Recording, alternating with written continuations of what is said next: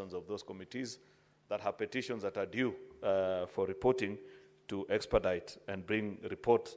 I must note, Mr. Speaker, that today we moved fairly well and have actually cleared about 4 reports from the various committees by way of voting. So I want to commend the chairpersons that process that work and urge the rest, the 15 of them, that we consider them.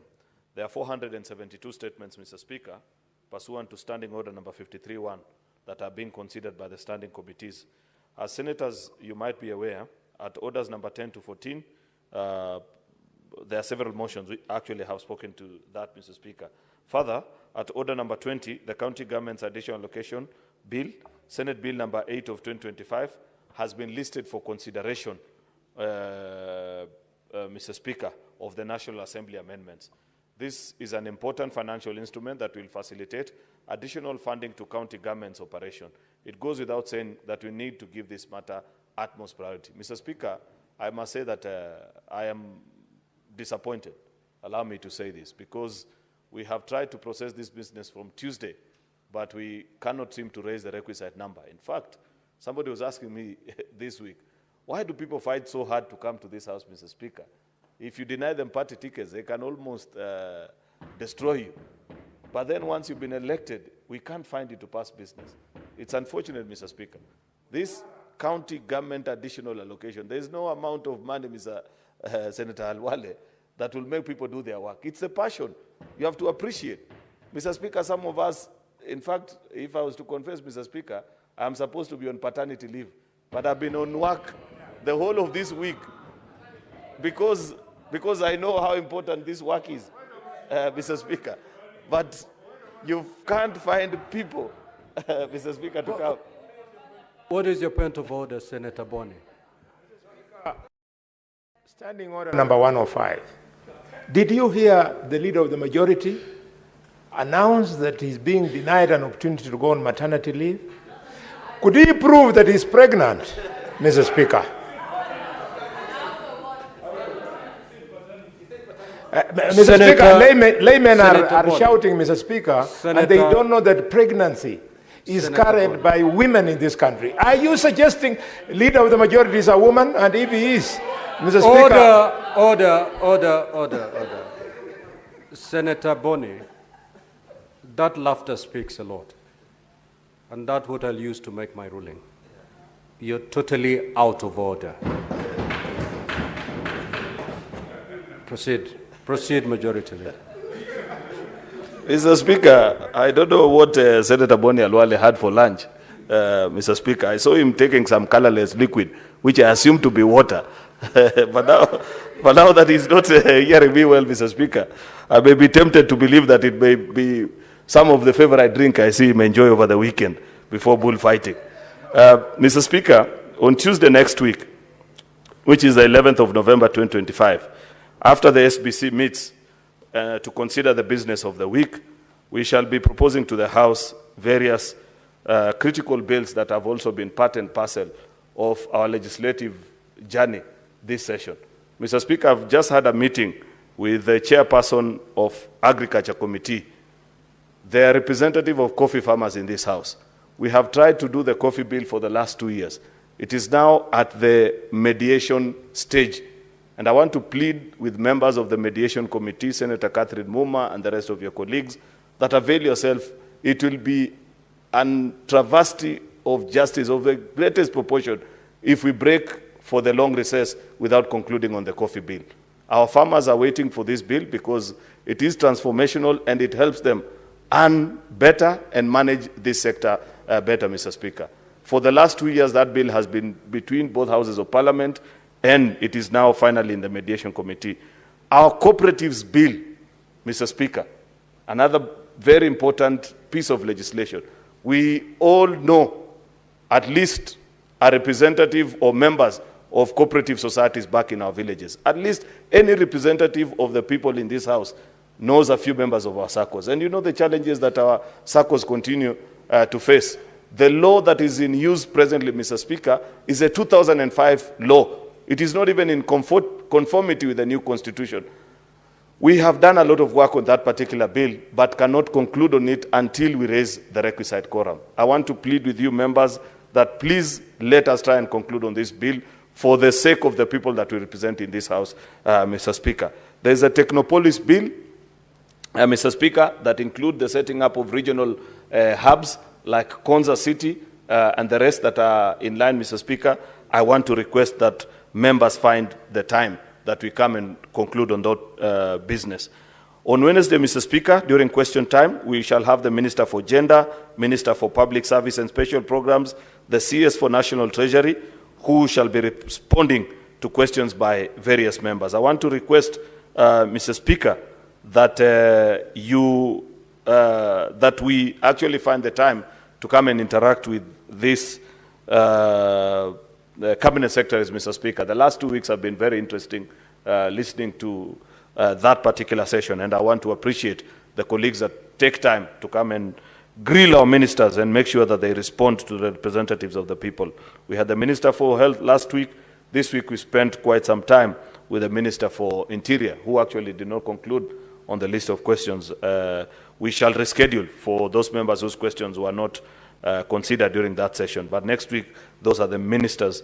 There are various bills, Mr. Speaker, that are the second reading stage, very important bills as well, which I hope that we can conclude on, Mr. Speaker, including an amendment to the PFM. I'm not sure we can conclude on that, but it's an important amendment, Mr. Speaker, that will grant this House adequate time to consider the BPS, Budget Policy Statement. Remember, we only have 14 days upon the laying of a Budget Policy Statement by 14th of February, most of the time, when we resume, and by the 28th, which is 2 weeks after that, all our committees are supposed to have considered, listened to, engage stakeholders, Mr. Speaker, and bring a report to this House. Sometimes that time is too limiting, and we end up, Mr. Speaker, not doing the right thing. There are certain things which I believe, if we were to take a decision at the BPS level, Mr. Speaker, and I can give an example off the top of my mind. For example, if we made a decision as a House, I saw somebody, I think it was Senator Amida, or I don't know who it was, yesterday requesting for a statement on payments to CHPs, community health promoters. Mr. Speaker, we should just include it in our BPS and tell the National Treasury that this year, the next financial year, Mr. Speaker, we shall not allow this business of partial payment, 50% by county governments and 50% by the national government. We should send all that money in its entirety to the county governments. Then governors can pay these people. And so many other things that we can do at BPS level. There is that amendment that is before this House, which I believe next week, should time allow, Mr. Speaker, we need to move, conclude on it, and hopefully that can allow us a better interaction with BPS next year. Therefore, Mr. Speaker, that is a conclusion of the statement. I want to request that we find time next week to consider all that business. In conclusion, Mr. Speaker, it's just something that I want to add to this House. I have observed with a lot of disturbance, Mr. Speaker, that occasionally when our committees visit the counties, as they do every weekend, tomorrow there are committees that are going to different parts, that we conduct ourselves in a way, Mr. Speaker, that represents the august House that we are. There was an altercation last week, I don't know it was in which county. Previously, I saw one in Kakamega. Mr. Speaker, I don't feel that that is a good representation of us as a House. I want to urge members that even as we do our work, Mr. Speaker, let us do it in a way that people will represent county visits as they should. With those very many remarks, Mr. Speaker, I thank you and request to lay this statement of the House. Thank you. Now, I will allow comments for not more than 15 minutes on these statements. If you have an opportunity to speak, kindly, honorable senators, let us not take more than 3 minutes. The honorable senator for Nairobi City County. Not more than 3. Speaker, allow me to comment on the statement sought by the nominated Senator Amida Kibwana regarding the development on Langata Link Road. Speaker, you know they say that the price of democracy and freedom is eternal vigilance. But I have continued to argue that the levels of impunity that have been achieved in this country right now, it is now becoming overwhelming. I think we need to fix this country, Honorable Speaker. The subject parcel in question, Speaker, And if you see the persons who are being accused of doing these constructions, even in the face of an order of the Environment Tribunal, is actually a registered religious trust. This is a religious institution of the Hindu faith. Can you imagine, Honorable Speaker, we have gotten to a place where now even religious institutions have the audacity to not only go against court orders or orders of tribunals, but, Honorable Speaker, the information we have is that even that piece of land, and if you just look at the satellite image of that piece of land, the shape of that land tells you that parcel of land cannot be titled. We have information that, in fact, that is a sewer line, Honorable Speaker. But they have found the strength to be able to begin construction on that piece of land, despite the fact that there is an ongoing case. It speaks strongly to the state of the rule of law in this country, that somehow now everybody believes the country is a free for all. Everybody is grabbing things. Honorable Speaker, as a senator of Nairobi, I'm overwhelmed. I came here one time and I said, Nairobi is under siege from land grabbers. Honorable Speaker, you will wake up today. Yesterday here, we were discussing Jamhuri Park. If it's not Jamhuri Park, it's Makongeni. People are being evicted there. There's supposed to be some affordable housing. Nobody wants to listen to the residents. Nobody cares anymore. It will be Makongeni today, tomorrow it will be Woodley. If we finish Woodley, now we are on Phenom Estate, on Langata Link Road. Then another time it's Ngong Road, Sanctuary Forest, somebody has decided to put something in there. Before you know it, it's Karura, Honorable Speaker. We are being overworked as Democrats in this country, which is why we are saying we need to fix the country. Somehow a signal has been sent, I don't know from where, that now the countries are free for all. Speaker, we must insist that we are a country run by a rule of law. We must find opportunities for us to deal with this impunity in this country. And the only way, I suspect, we are going to be able to win this war, Honorable Speaker, we need to get in place a government that will insist on the rule of law, a government that will end impunity, Honorable Speaker. Otherwise, really, because they say the fish rots from the head, the way we are going, Honorable Speaker, the whole country now is rotten. We must fix the head. We must fix the head, Honorable Speaker. Otherwise, even organizations that were hitherto very humble and harmless organizations like Shri Kuch Satsang, Swaminarayan Temple Trust, whose job was just to build temples and schools, are now also agitators against Kenyans and Nairobians on the use of land and obedience of court orders. Yesterday, Senator Chute was complaining about soup camp as well, Honorable Speaker. So for me, my cry to Kenyans is this. Yes, we are vigilant, but we are being overworked. We are being overworked. The Senate Majority Leader. Senate Majority Leader, give the Nairobi City Council Senator 30 seconds to conclude his thoughts. Thank you, Honorable Speaker. They know why they are being afraid of the things that I want to say. But I have said... You're using the 30 seconds. Yes, in those 30 seconds, I am telling Kenyans we have the solution. We need to put in place a government that respects the rule of law, that will encourage everyone to obey court orders. I thank you, Honorable Speaker. Senate Majority Leader. Mr. Speaker, I also want to speak on that statement by Senator Amida without the tinge of politics that has been laced by the previous speaker, because I care for my neighbors. I lived in that estate for close to 10 years. Therefore, I know exactly what Senator Hamida is talking about. And it's really unfortunate if that is being done in this day and age, despite, one, the presence of a court order, two, and the obvious logic that you cannot put such an institution right at the doorstep of where people live, Mr. Speaker. I want to urge Senator Faki Mohammed, the chairperson of the Lands Committee, that Phenom Estate is only 15 minutes drive from Parliament.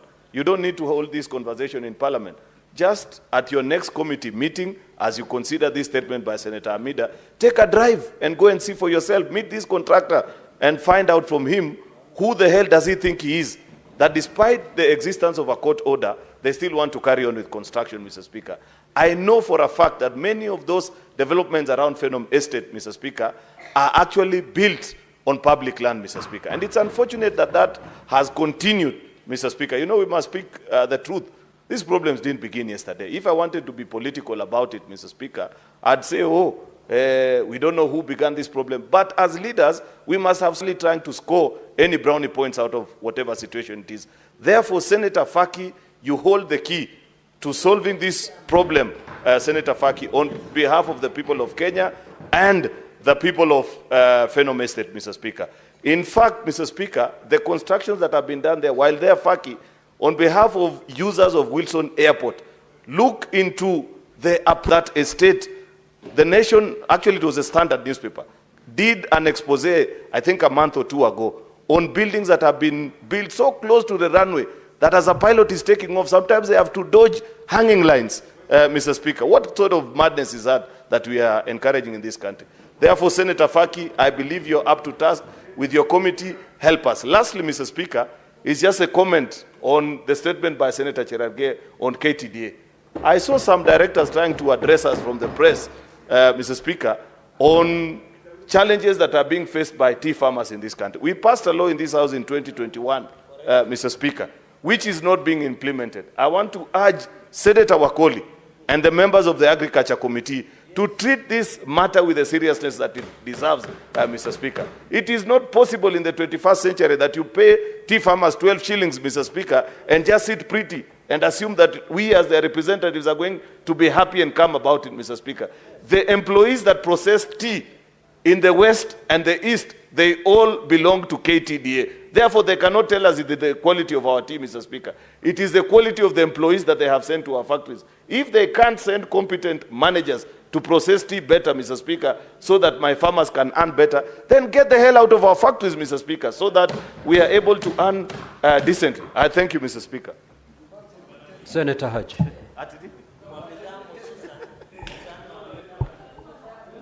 Thank you. Thank you, Mr. Speaker, sir. I would like to take an opportunity to comment on the statement raised by the Senator, the great Senator of Elgeyo Marakwet, and to record my condolences and sorrow to the people of Chesongoch in Elgeyo Marakwet.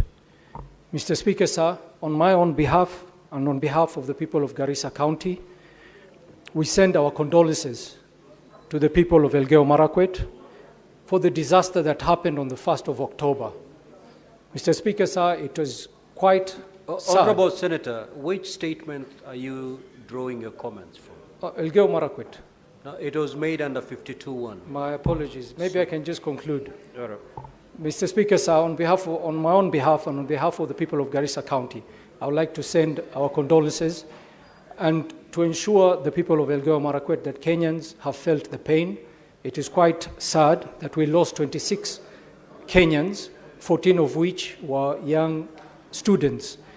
Mr. Speaker, sir. Former chief in Marsabit, Chief Hussein Charvi, called me in regards to his son that was flown to Russia. Honorable Speaker, there is a recruitment. Honorable Speaker, it is sad to know that there are institutions, challenges. And we are going to urge the Committee for Lands under Senator Faki to carry out a thorough investigation in the approval process that's been happening in that area, Honorable Speaker. Honorable Speaker, around Carnival, from when you cross the bypass, Honorable Speaker, there is an estate there that was developed in a public utility. A community that says they were given a donation, a reward of a public utility, exclusively. Honorable Speaker, they have now extended that free donation to come and develop something that infringes on other citizens' rights. Honorable Speaker, if all of us would decide not to follow the law, the next thing we would do as residents of that place is take the law into our hands and make sure we get rid of those fellows in that side. But because we are law-abiding citizens, we would like them to respect the court decision, and we are asking the courts to also pronounce themselves on the contempt process and make it punitive.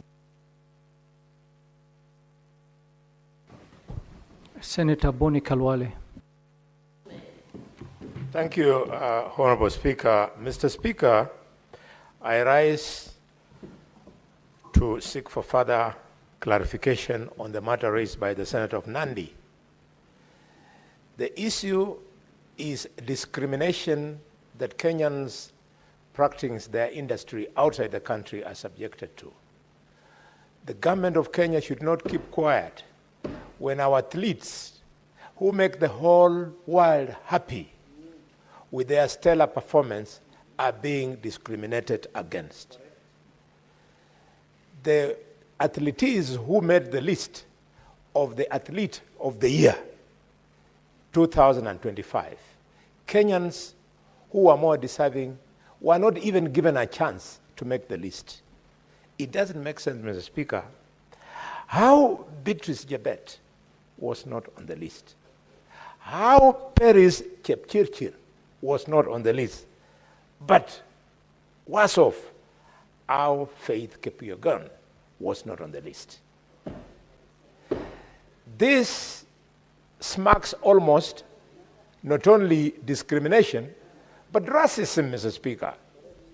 Mr. Speaker, the world is still remembering what happened to Vinicius Jr., the superstar of Real Madrid from Brazil, a black boy.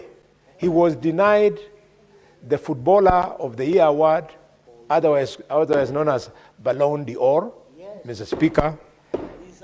Our government must make a formal complaint because this was also done last year. Mr. Speaker, the issue raised by the nominated Senator Hamida about Kenyans in Russia equally deserves further clarification, because it looks like these days in this country, you either go to Qatar with your papers, you end there as a house servant and you get killed. Or you go to Saudi and the same thing happens to you. And now they are going to Russia and our people are being subjected to frontline activities in a war that we know nothing about. Mr. Speaker, we want to hear the mission, Kenya's mission in Moscow, making a formal complaint. Lastly, Mr. Speaker, we have hundreds of Kenyans now who have been arrested in Tanzania because they are accused of having incited Tanzanians in fighting for their rights during the rigged election. Mr. Speaker, a young boy, Frederick. Give him 1 minute to conclude. Thank you for that. A young lawyer and entrepreneur, Frederick Laurenti Obuya, who is a lawyer and he runs a tour company, was arrested. We demand that head of mission in Dar es Salaam should go tomorrow morning to Oyster Bay police station in Dar es Salaam, where this young man was last seen, so that from there he can then trace the way to where the boy is. Thank you, Mr. Speaker. Senator Cherargei.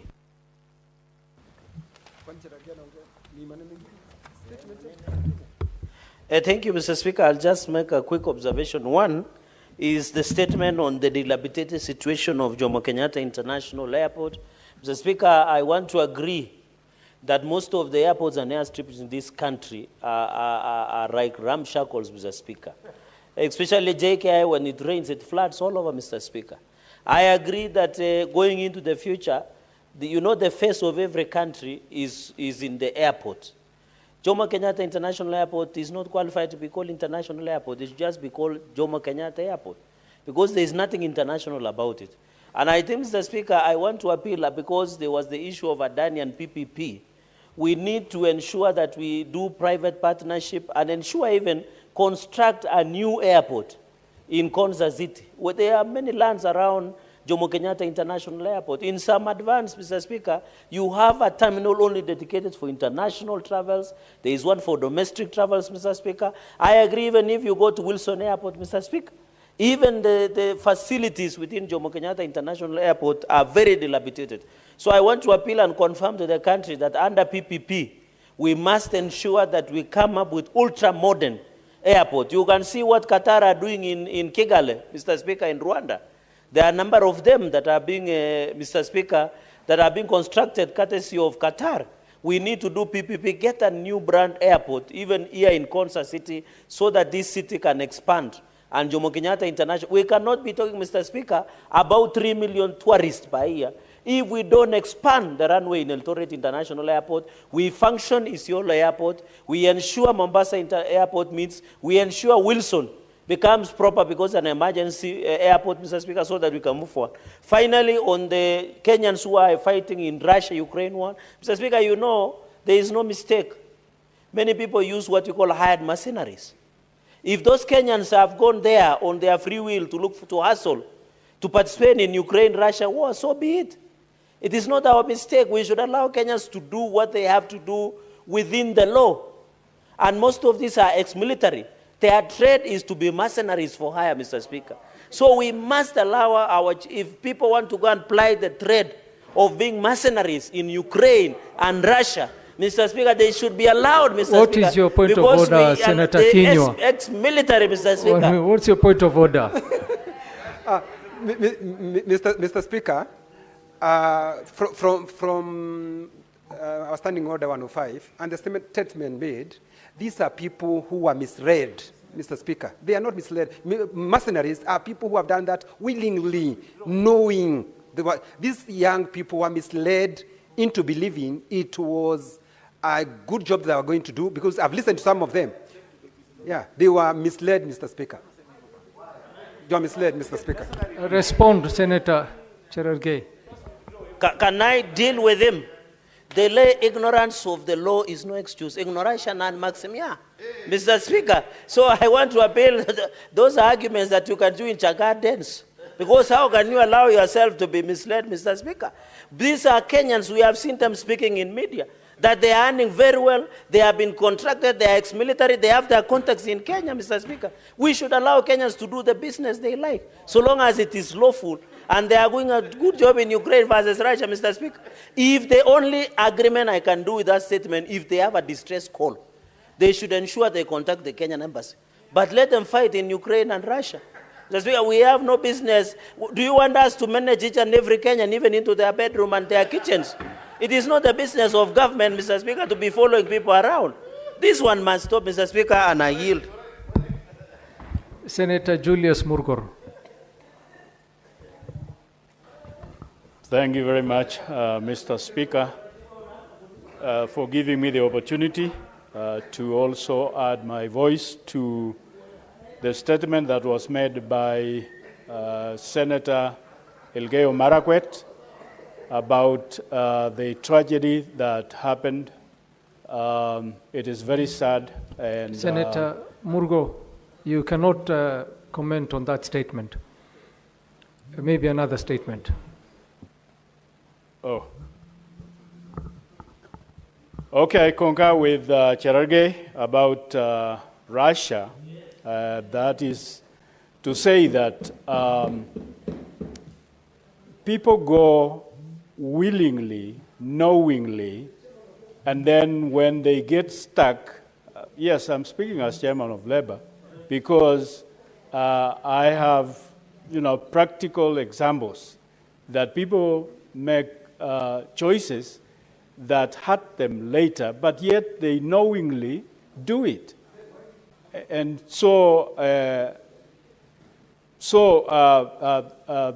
the people that are stuck in Russia made those choices, and therefore they are reaping from their choices. And this is a lesson for the rest of our young people, not to go just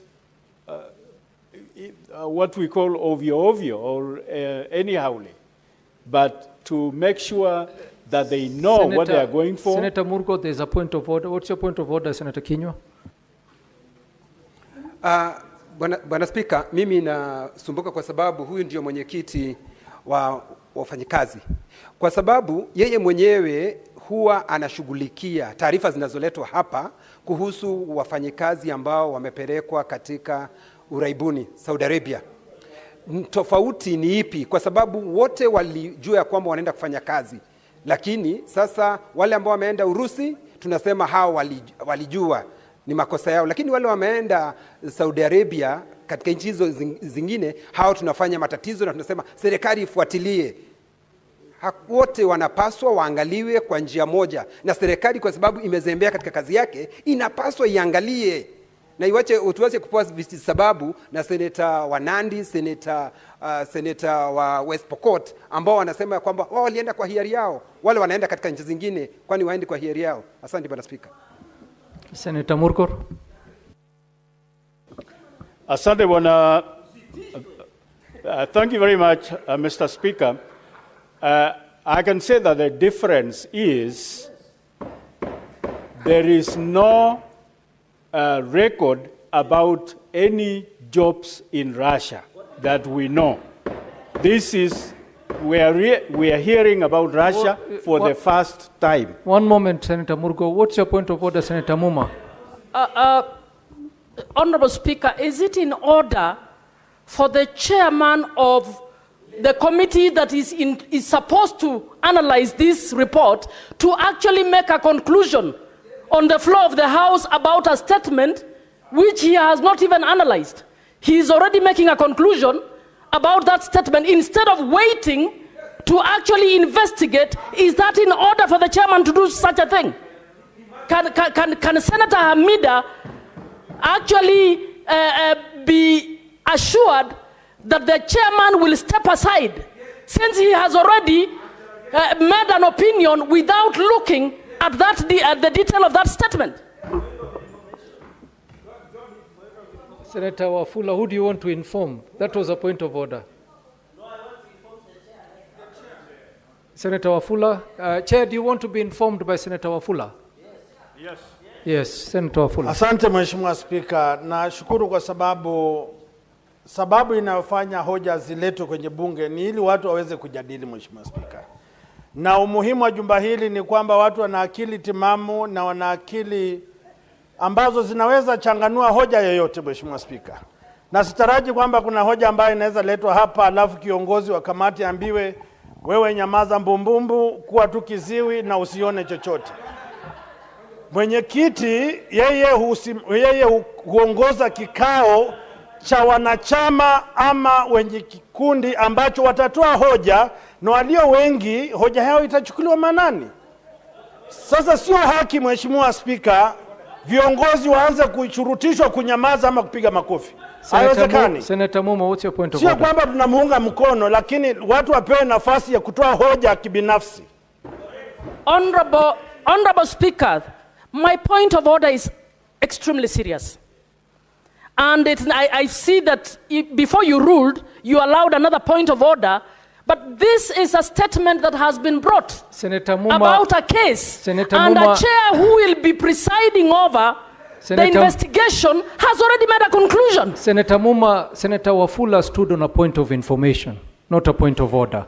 Thank you, Chair, for the correction. But I hope the House is getting my point, that this is the chair who will be presiding. How will he be able to preside neutrally to listen to what Senator Hamida has said when he has already concluded that this person went willingly? Senator Cherargei, what's your point of information?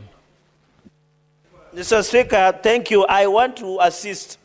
You know, freedom of expression, you know, chairmen of the committees are not gagged. They have a right to express their opinion under freedom of association and speech. Secondly, Mr. Speaker, I want to bring to your attention under Standing Order 104. Standing 104 says declaration of interests. Mr. Speaker, it says you can only declare interest on pecuniary or proprietary interests. It does not say when you are a chair of the committee, you must be precluded from commenting on a matter.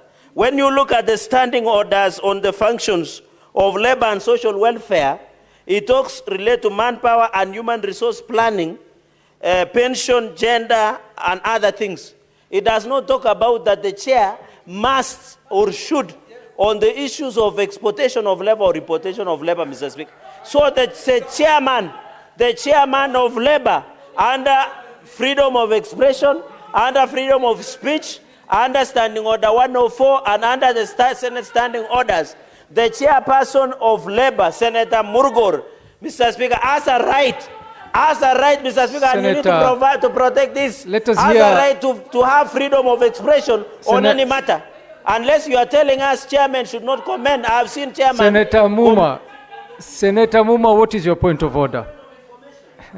Speaker, Honorable Speaker, would you kindly ask the Secretariat to confirm to us if the chair of the Labour Committee declared his interest as a chair before he made any comment on this matter, noting that he will later sit to preside over conversation about the matter brought before him?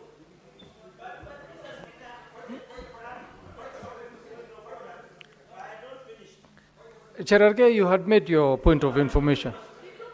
Okay, finish, Cherargei. Mr. Speaker, why are they restless? I will deal with Wamunyoro adherents now. Mr. Speaker, the declaration of interest understanding order 144 is very specific. It's only on pecuniary and proprietary. So unless you are telling us nowadays, before a chair of a committee speaks, he must say, I'm the chair of Labour, but what I'm making as the Senator of West Pokot. You need to rule on this, Mr. Speaker. Otherwise, we are endangering into status of freedom of speech and expression, which we must protect jealously and violently, Senator Mr. Speaker. Kinyo, what is your point of information or point of order? Yeah. Bwana Spika, shida yangu ni kama mwenyekiti wa kamati ya Labour kuunga mkono mastamshi yaliyotumiwa na Senator wa Nandi, Senator Cherargei. Alipoita vijana ambao wametoka Jamhuri ya Kenya mamluki. Hapo ndipo tuko na shida. Huwezi kuwaita vijana wa Kenya mamluki kwa sababu mamluki ni wale ambao tayari wamekiri ya wanaonea kupigania nchi nyingine. Hawa ni vijana waliotoka Jamhuri ya Kenya, walitoka Jamhuri ya Kenya wakiwa wamehadaiwa kama vile ambavyo wengine huwa wanaenda. Hiyo ndio kuna shida. Bwana Spika, na kuomba umwambie Senator wa Nandi aondoe hiyo jina kuita vijana wa Kenya mamluki. Hiyo ndio shida nilio nayo. Senator Kinyo, kwani jina la mamluki si jina la bunge? Si lugha ambayo inaweza tumika kwa bunge? Namna gani? Kwa Kenya. Nani alisema wewe tumika kwa Kenya? Point of order yako sema Senator Cherargei.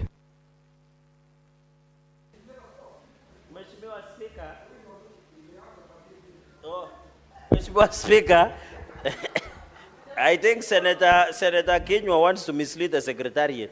Mr. Speaker, I want to rise on Standing Order 105. If Senator Kinyua wants to be fair to this House, under Standing Order 105 and 103, he should provide us with the information that shows that the hired ex-military mercenaries that are fighting Ukraine-Russian war was misled. Let us get the facts. If he can, is there any report to the police station?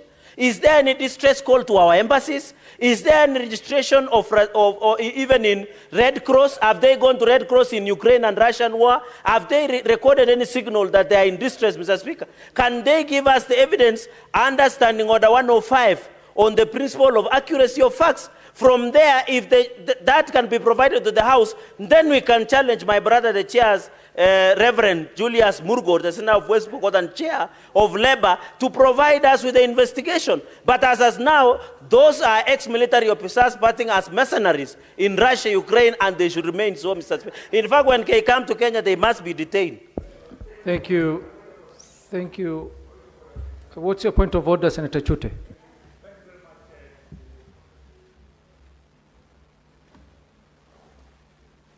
Give the mic to Chute, Senator Chute.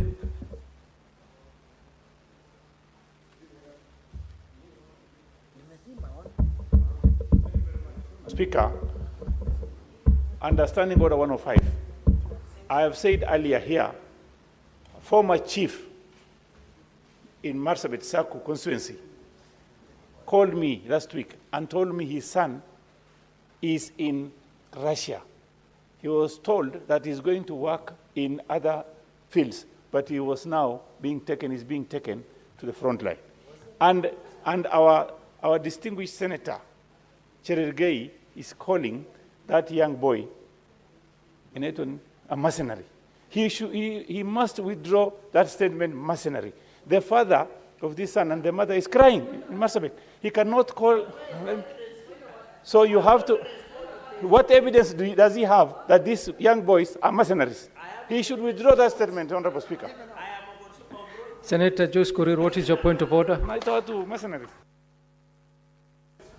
Yeah, thank you very much, Honorable Speaker. Is it in order for the Honorable Chute to just bring an allegations without a substantive... the statement is there, but there is no documentation that can assist this House in terms of ascertaining the facts. So we cannot just talk about the hearsay. Can he ascertain the fact? Can he give us the documents that can assist us in terms of knowing whether these people were sent by the agents that has been approved by the ministry, or they just went through the pioneer routes? Can we get the information, Honorable Chair? Honorable senators, we will have to give an opportunity to Senator Murgo to conclude and wind up his submission. And I also want to rule, Senator Murgo, just one moment, I want to rule that as far as Senator Murgo sits in this House, he is a senator of West Pokot. When the matter is taken to his committee, he will resume his duty as the chair of the Labour Committee and as a committee. But as far as he's making his contributions here, he does not need to declare his interest on a matter of national interest. So we will allow him to proceed and make his submissions.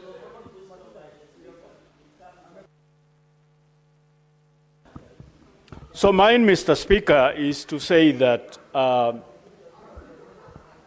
our young people should be aware that there are intentions out there, so that they should not just be invited and go everywhere. If somebody says that there is a job in Siberia, there is no record anywhere that there has been anybody that has gone to take a job in Siberia. Therefore, they should be cautious and even seek and consult before they make that decision of going anywhere, so that we do not end up, with stagnation and all these accusations. So mine is to caution our young people and caution parents and everybody that they should seek consultation as to what is about where their young people want to go, because we can't be watchmen all over. People have to be careful, parents have to consult, parents have to ask about job opportunities, especially now that, about 500 young people are going every day. They should be cautious, parents should be cautious and ask. Thank you. Senator Joyce Korir. Yeah, thank you very much, Honorable Speaker. I just wanted to comment on the statement that has been brought up by Honorable Jute on the states of our airports, Honorable Speaker. And I want to confirm indeed that it is in a very bad state. And I want to say that it is high time that we allow this country to move forward in terms of making sure things are put in the right way. Because I want to say that at some point, though there was a misunderstanding or a flawed process in terms of procurement during the recent past where they were talking about renovating the airport, I want to say that the challenge that we have in this country is too much democracy, to an extent that even inviting the investors becomes a challenge. And that is why some of the investors are moving to the next neighboring countries to implement the same. Bearing in mind that there is a very big airport that is coming up in Rwanda, which was supposed to be constructed in this country, but because of the political goodwill, they were not able to implement the same infrastructure, Honorable Speaker. And I want to say that it will be prudent if we can allow, as a country, that the PPP be embraced, so that at least some of the projects which needs to be undertaken and undertaken on time. On the issue that has been raised by Honorable Hamida, the statement which has been read by Honorable Amida. I want to say, Honorable Chair, that let it not be just a statement that is going to be mentioned in this floor of the House, but I would want to request that let it be directed, the relevant committee and the relevant ministry should move with speed to make sure that the mushrooming construction that are happening along Langata should be controlled. They should have the legal basis. Then all of us, the Kenyans, are crying on the way they are doing things, and we are also crying as a house of oversight in terms of what is mushrooming, to an extent that they are even affecting the airlines. Honorable Speaker, I want to say that this one should be taken seriously, and I want to request that the relevant committee should be able to come up with a lasting solution that can even bring an answer to this House in terms of implementation of the same statement that can answer a series of questions for the Kenyans, because we cannot just wait. We need to leave a legacy as a Senate. We need to set the standard as a Senate. We cannot see an illegality and just mention it because it's a statement and we leave it that way. So, Honorable Speaker, I just want to say that we need to step up and do things the right way. Thank you, Honorable Speaker. Senator Godfrey Osotsi. Thank you, Mr. Speaker. Mr. Speaker, I wish to comment on two statements. First statement is on the issue of the deteriorating quality of services at JKIA, and of course, the challenges we are having there. Mr. Speaker, you know, a few months back, we had a national debate on whether we should have a new airport or not, and under what terms. I want to say that I think it's becoming increasingly necessary for us to either revamp JKIA or have a new airport, because we are going to lose business as a country. We have competing countries in Ethiopia. You have seen what Ethiopia has done in terms of the airport. It's probably the largest airport in Africa at the moment. Rwanda is also coming up with a very big airport. So very soon we are not going to enjoy the status we have enjoyed as the hub of Africa in terms of airspace because of the quality of our airport, JKIA. So I want to encourage the government to revive the ideas it had on coming up with a modern airport.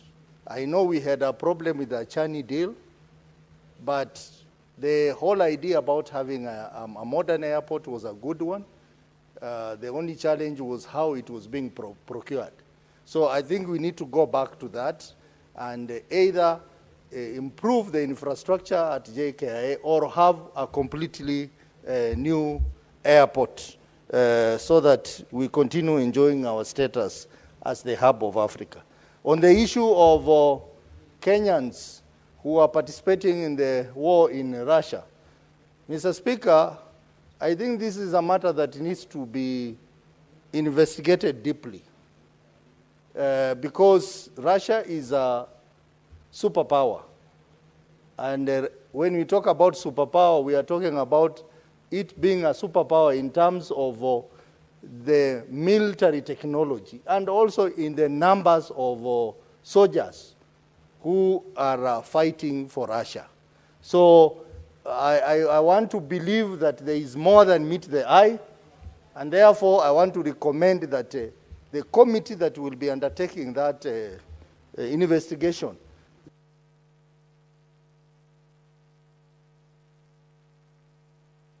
Your 3 minutes are up, Senator Osotsi. 1 minute and conclude. I don't think a responsible country like Russia and a big country like Russia can engage in such an activity.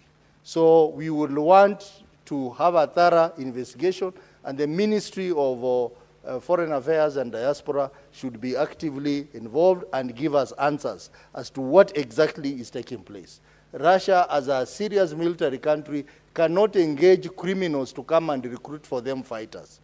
That would be another thing altogether. So we want proper information, we want proper investigation on this matter so that we can protect the lives of our Kenyans who could be suffering in a foreign country, courtesy of criminals who have come to recruit them into undertaking activities which are crime-related.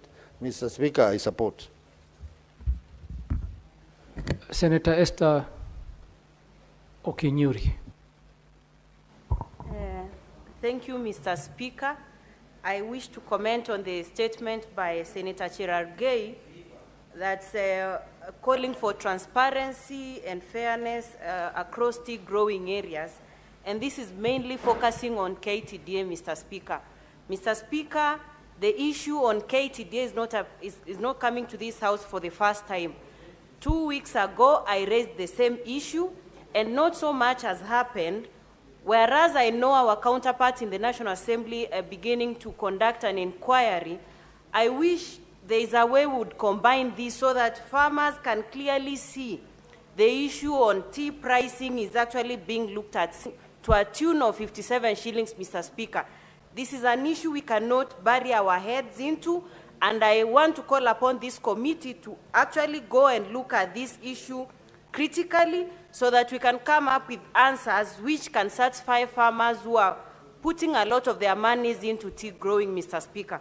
Mr. Speaker, I also want to comment on, Mr. Speaker, these allegations are grave and need a serious inquiry to be conducted for us to know the true position, because Kenyan youth are gullible at the moment. People are desperate for jobs, and any opportunity which looks like is promising, they are likely to end up there, Mr. Speaker. So if indeed we have young people who are stranded in Russia because of allegations aforementioned, the relevant committee needs to go down and conduct inquiry so that we know the true position, so that our young people are not taken advantage of. Young people cannot be taken advantage of in this country and out of their country, Mr. Speaker. So this statement is very critical and deserves the necessary attention. I thank you.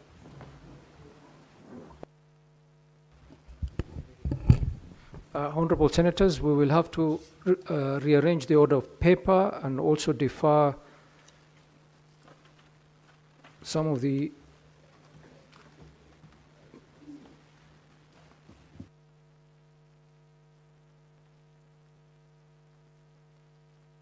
Before we rearrange the order paper, we will go to the next order. Clerk.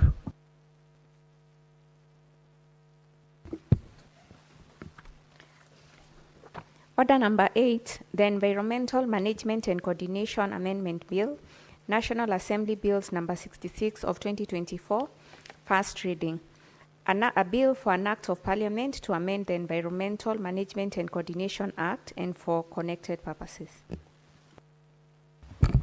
Honorable Senators, we are going to rearrange the order paper and also defer order number 15, 16, 17, 18, 19, 20, 21, 22, 23, and 24. And we will go straight to order number 25. Clerk.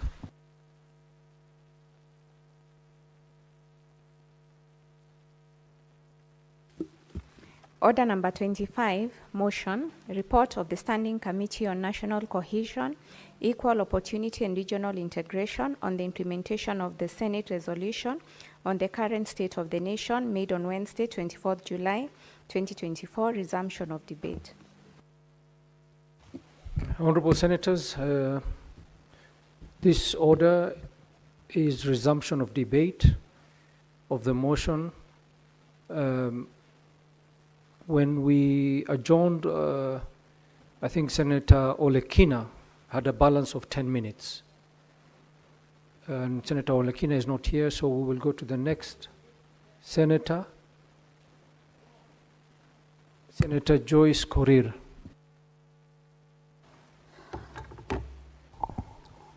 Yeah, thank you very much, Honorable Speaker.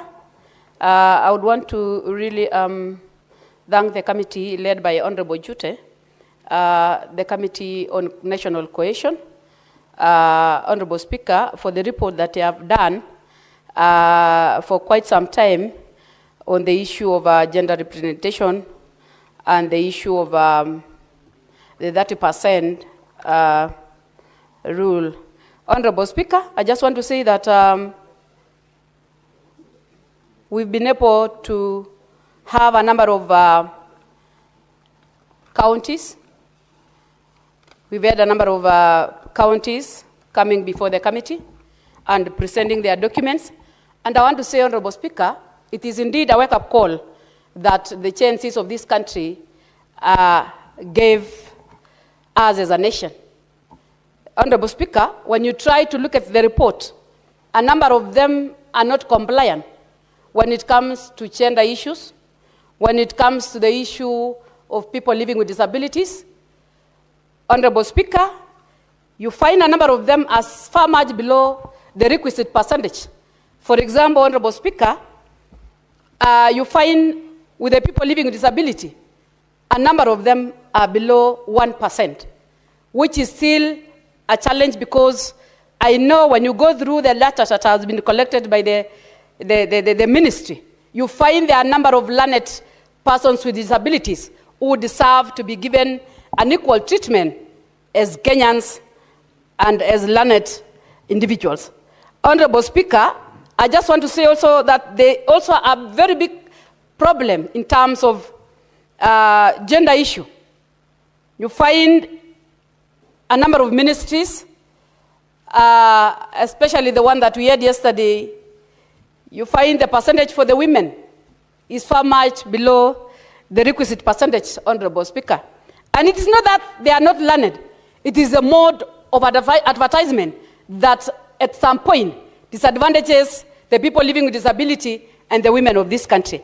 And I want to say, Honorable Speaker, as a committee, we've gone ahead in terms of making sure that we have a look at it critically on how best they do the advertisement to make sure that every part of this country, even where there is no network, get access to this advertisement or job advertisement and contract advertisement to be able to get access, Honorable Speaker.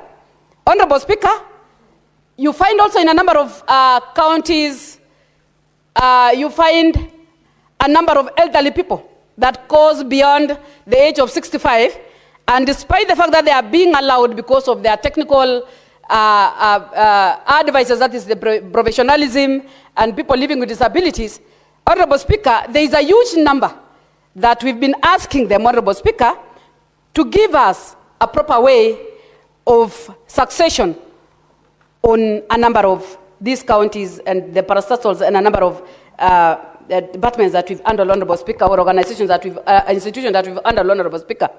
Honorable Speaker, when it comes also to the issues of the tenders that are supposed to be given to the 30%, Honorable Speaker, it's a challenge in the sense that when you go for the contracts for the youth or the women, anybody can access this document. And you cannot ascertain whether the people who have been given these tenders are the women or youth. This is still a challenge that I want to ask this House. We need to come up with something that can really tell us that the person who is going to be given a certain contract is indeed a youth or a woman, because that is what the Act envisaged to assist or to correct. But as we speak now, it becomes difficult for the different agencies to really ascertain whether the people who are getting these jobs are the right ones, Honorable Speaker. When it comes to the issues of the representation, there is a challenge again in terms of the desegregation of some communities, which becomes a challenge, Honorable Speaker, in terms of making sure that the 30% is shared equally across the country. Honorable Speaker, I want to say that we have a long way to go. We need to really comply with the regulations and the acts that we've passed and the Constitution that gives rights to the citizens of this country to make sure that they are given chance to work in the various places that we have, Honorable Speaker. Honorable Speaker, without far much ado, I just want to say that we still have a long way as a country. We've checked the number of counties, we've checked the number of institutions, and we've seen a lot of shortcomings that cannot be addressed within a day. But we need to look at a way of making sure that things work and we are able to comply, Honorable Speaker. So, Honorable Speaker, I don't want to labor much, but I want to say that I concur with the committee in a number of recommendations that they have made, and I would also want to urge this House that they still contribute. Let them look at the report, because we have a lot of reports. We have a lot of detailed reports that have been given by this institution, which can assist this House in making sure that things are done the right way, Honorable Speaker. So, Honorable Speaker, I beg to support. Thank you. Senator Chute, I ask you to reply. No, I want to contribute. Contributing. It was moved by.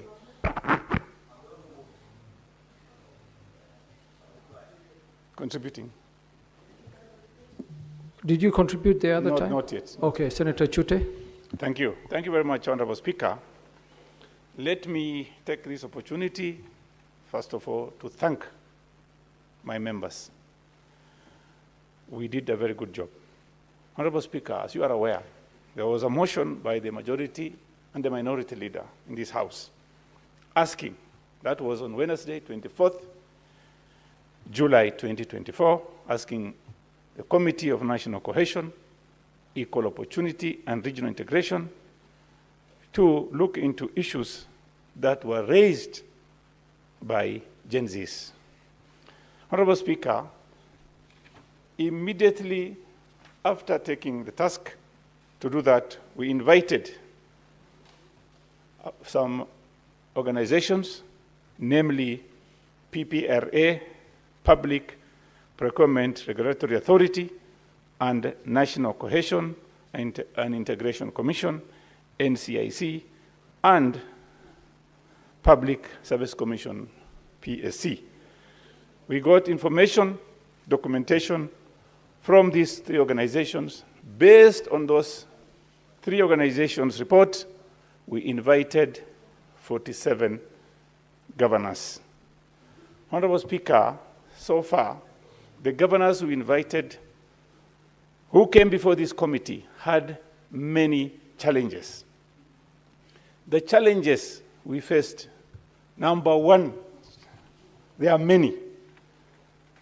Most governors are having problems with employment because of the region. Let's say, for example, a county government that is coming, let's say, for example, a county like, let me give you an example, county like Kisumu. You'll find that county in Kisumu are employing mostly the Luo community. If you go to Kirinyaga, mainly the employees are the Kikuyus.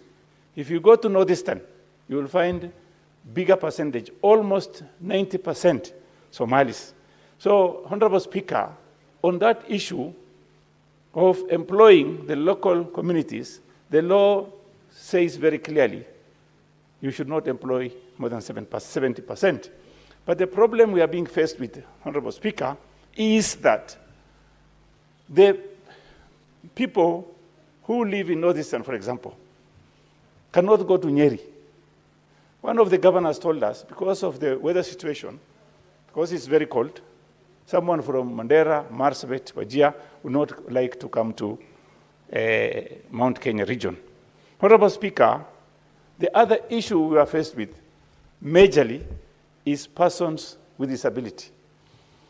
Honorable Speaker, out of all the 47 counties, 1 or 2 have managed to employ people with disability of up to 5%. That is what the law requires. Minimum of 5%, not 5% only, minimum of 5%. Those challenges, Honorable Speaker, are something that can be resolved.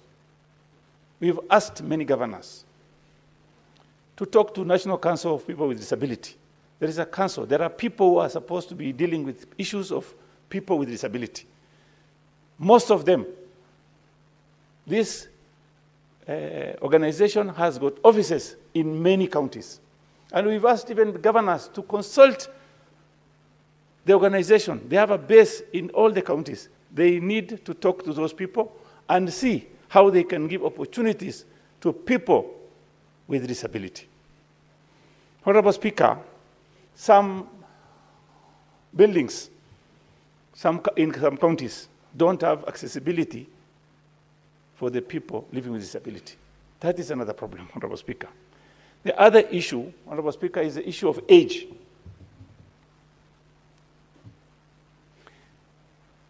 Honorable Speaker, I want to say today that I want to commend the county governments. Unlike other institutions like parastatals, county governments have considered, in most cases, youths. And similarly, on the issue of youths, the other challenges the counties are facing are people who are aging. The staffs are now, most of staffs, almost 20% are over 55 years old. And when we ask the county governments, what is the reason of having aged staff? The answer was, we inherited former city council or municipal council or county council employees. And that is understandable and agreeable. Honorable Speaker, most county governments have implemented affirmative action, documented. And under Article 55C of the Constitution, it allows the county governments to make a program having a succession plan to how to employ, how to bring in young blood while you are releasing out those who are overaged. Let's say, for example, the law allows from 18 years to 60 years. Anybody above 60 should leave. But what they have done, some counties have given people who are over 60, up to even 70, contracts. And I will urge, and we wanted to ask the county governments, why do you give a contract to somebody who is at 70, while his grandson, who is an engineer like that person, is qualified, he is able enough to do that work? The other issue, Honorable Speaker, we dealt with is ethnicity. And we've realized majority of the counties have got over 1/3 of staff from dominant ethnic communities. This is an issue that needs this House to amend some laws so that there could be something like inter-county transfers. Let's say, for example, somebody from Garissa can go to Marsabit, somebody from Marsabit can be transferred to Garissa, and henceforth. So I think the best thing we can do as a Senate is to amend the law to allow inter-county transfers.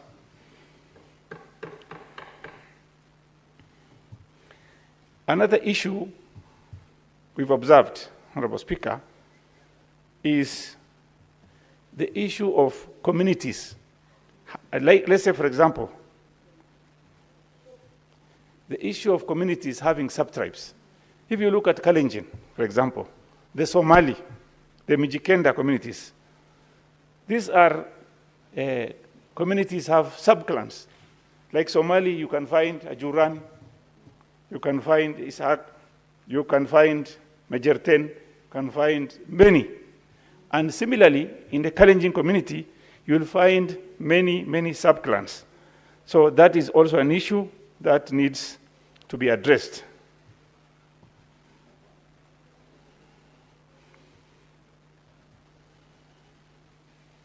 And we also observed that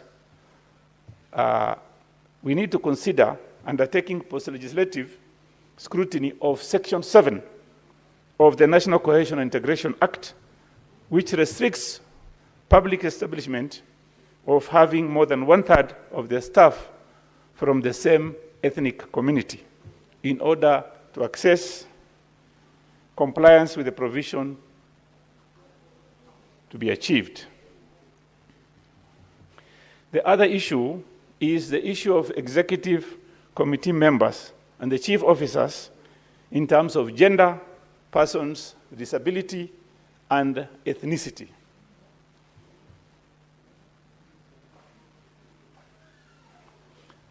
Honorable Speaker, I want to commend some counties who have taken an initiative to employ persons with disabilities in the executive committee members and chief officers. And we would want to encourage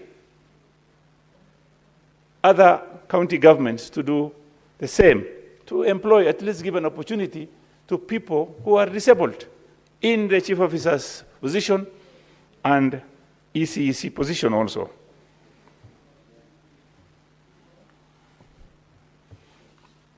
Honorable Speaker, the issue of ethnicity is a major issue.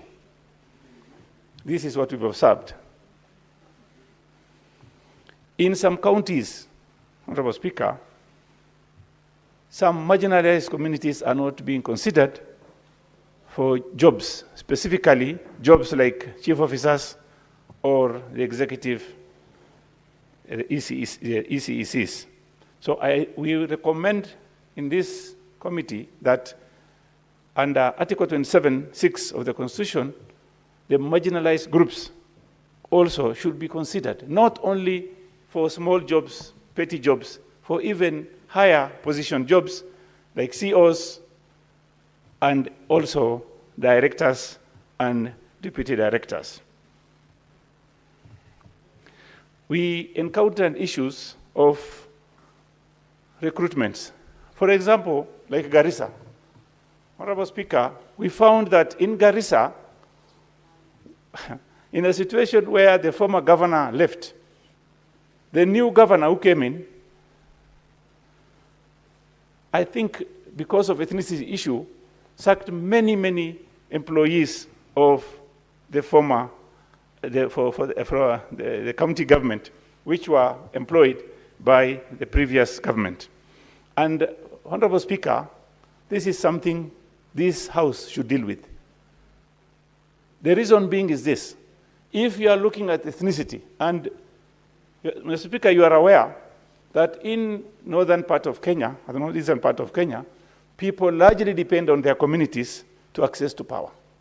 And then if a governor will ask former employees or the current employees of the employed by the former governor will be asked to leave, then how would they be having a cohesion? This should be dealt with also, Honorable Speaker.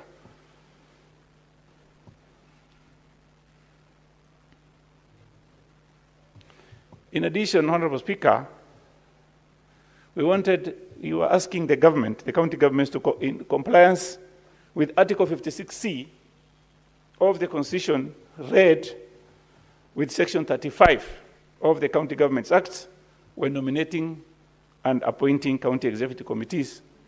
This is something that has come up many times. Like Garissa, the governor took almost 2 years to recruit new COs and CECs. And that is what creates problems, because you don't want to work with the employees who are contracted by the former governor.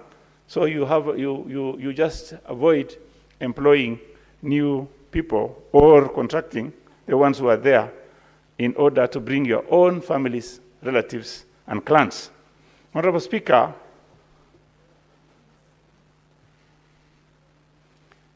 we also noted that county service boards,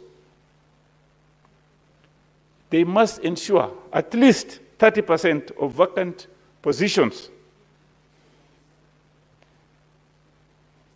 The 30% vacant positions should be occupied by the people who are not dominantly in that county. How they are going to do it is very simple. The law is very clear, Honorable Speaker, very, very clear, that 30% should be from other regions. They can talk to their counterparts and advertise. Let's say, for example, Marsabit County can advertise in Garissa County, ring fence it, and employ people from Garissa, Wajir, Mandera to come to Marsabit. And we have beautiful girls there. They can come and marry girls there. We prescribe to the same religion. That is what we need to see in this country. Honorable Speaker, you know, and this is something very serious, Honorable Speaker. There is a governor who came before our committee, and 98% of the CECs and CEOs are, by the way, 100% are from one community. And this is from Nyanza. And that is Senator Orengo's county. When they are going to conduct their meetings, they can just do it in one language. Why do they even use English and Kiswahili? Use your mother tongue. That is very serious, Honorable Speaker. Honorable Speaker, I want to say something, Honorable Speaker, very, very important. Out of all the governors we've seen, governor from Kirinyaga, Muranga, Governor Makueni, Governor Trans Nzoia are one of the best governors, document-wise, employment-wise, and taking care of youth, women, and people with disability. And I want to recognize and thank what they've done for their county. And I would want to urge other counties to go to those counties for benchmarking. Go and learn from them. Go and listen to them. Go and see what they are doing. Honorable Speaker, Governor Trans Nzoia put aside almost 100 million shillings for youths to access contracts. And he put a fund separately. If you are given a job in that county, you have an LPO, LSO, you go and borrow money from that fund. It's called Nawiri Fund. The Governor, Makueni, does some training for youths, women. And after they finish their training, they are given, youths are given mechanical things. If you are a mechanic, you are given tools, spanners. If you are a woman, you are given a sewing machine. If you are a plumber, you are given instruments to use.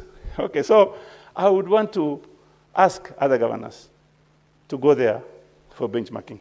Finally, Muranga County.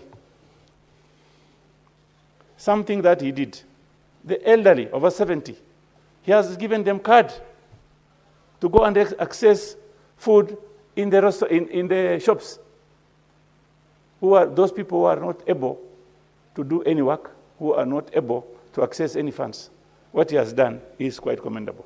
And I would like, Honorable Speaker, this House to do some amendments that we've recommended in our report to see how people who are living with disability, those who have disability, women, and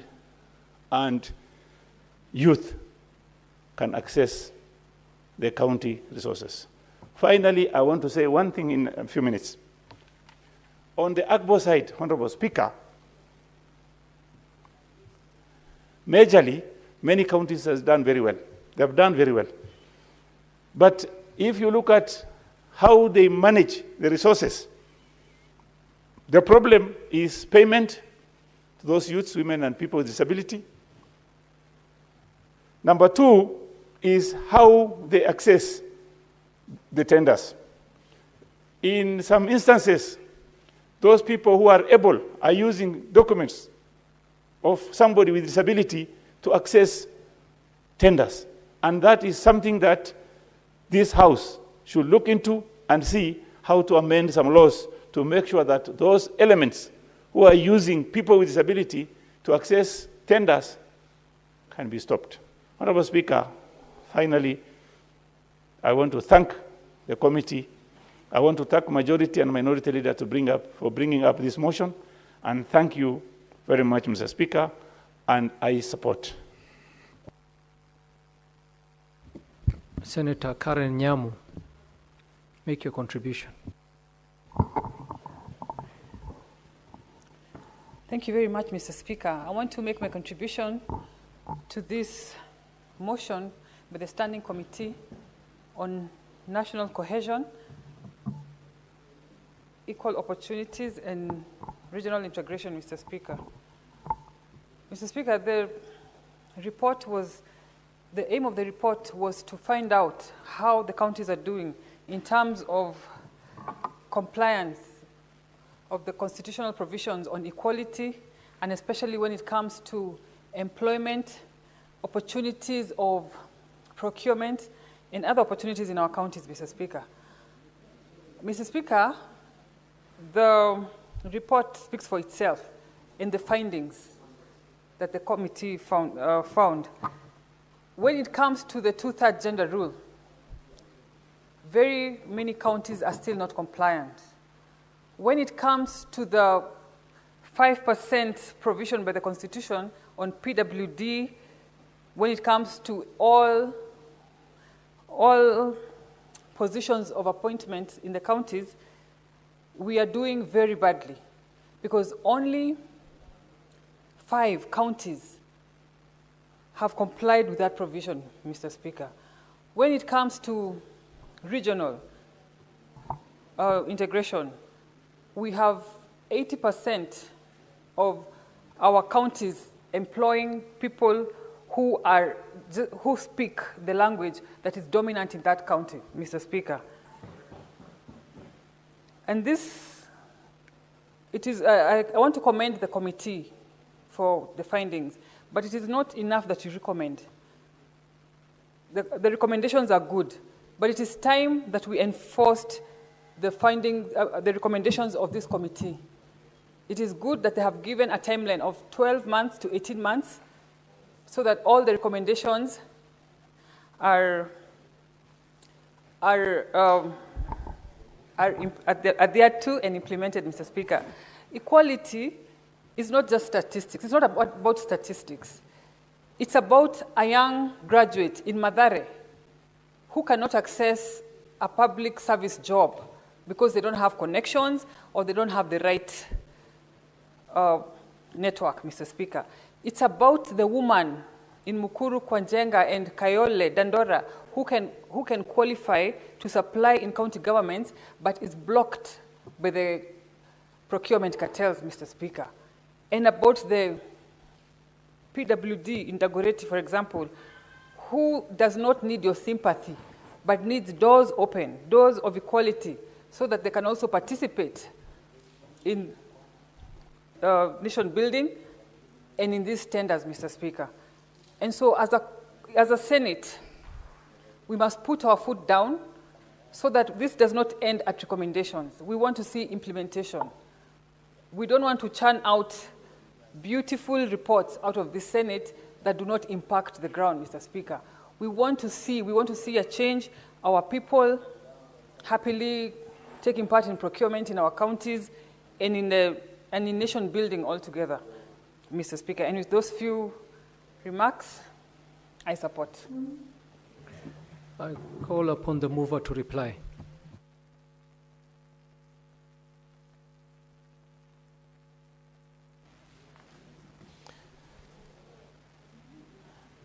Thank you very much, Honorable Speaker, for giving me this opportunity also to reply to this very important report. Honorable Speaker, first and foremost, I want to take this opportunity and thank my able chair, the Honorable Mohamed Said Chute, for his able leadership. Chair, it has not been a simple task dealing with the 47 counties that came before this committee. Honorable Chair, Honorable Speaker, there are some issues that were raised by this committee that needs to be addressed. Honorable Speaker, before then, I want to, first of all, thank the following members who have ably contributed into this motion. report, Honorable Speaker. First and foremost, I want to thank Honorable Cherargei for seconding this report. I also want to take this opportunity and thank the Honorable Ledama Olekina for also contributing into this very important report. Honorable Speaker, I wish also to take this opportunity and thank our distinguished Senator, Honorable Joyce Correll, Commissioner and Vice Chair of the Parliamentary Service Commission, for her exemplary job that she does not only in the Parliamentary Service Commission, but also to the Cohesion Committee. Honorable Speaker, I wish also to thank the Honorable Karen Nyamo for also ably contributing into this very important report. She has done a tremendous job for actually the comments that she has made. Honorable Speaker, there are several recommendations that as committee we have proposed, and I wish to say that those are very important issues that need to be addressed, and I know that the committee will do the follow-up to see to it that everything or every recommendation that was made is adhered to. With those few remarks, Honorable Honorable Speaker, I wish to, under Standing Order 66.3, to request for deferment of putting of this question to a later date. Honorable Speaker, I beg to reply. Honorable, thank you, Honorable Senator. That putting of the question has been deferred.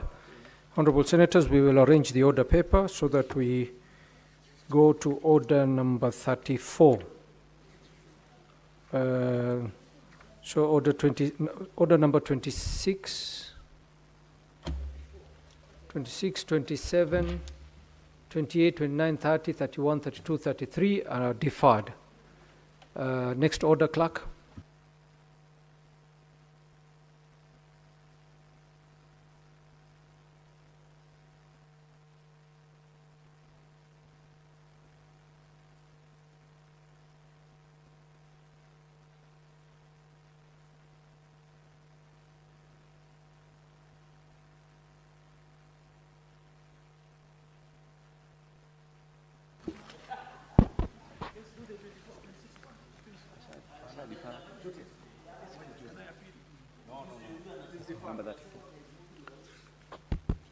Order number 34, motion, installation of CCTV cameras in all police stations, cells, and police reporting desks.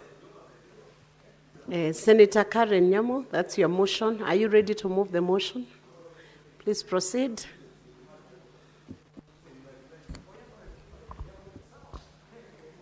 Thank you, Madam Speaker. I want to move this motion, this very important motion on the installation of CCTV cameras in the police stations, in the police reporting desks, in all our police cells, in all the police stations across the country, Mr. Speaker.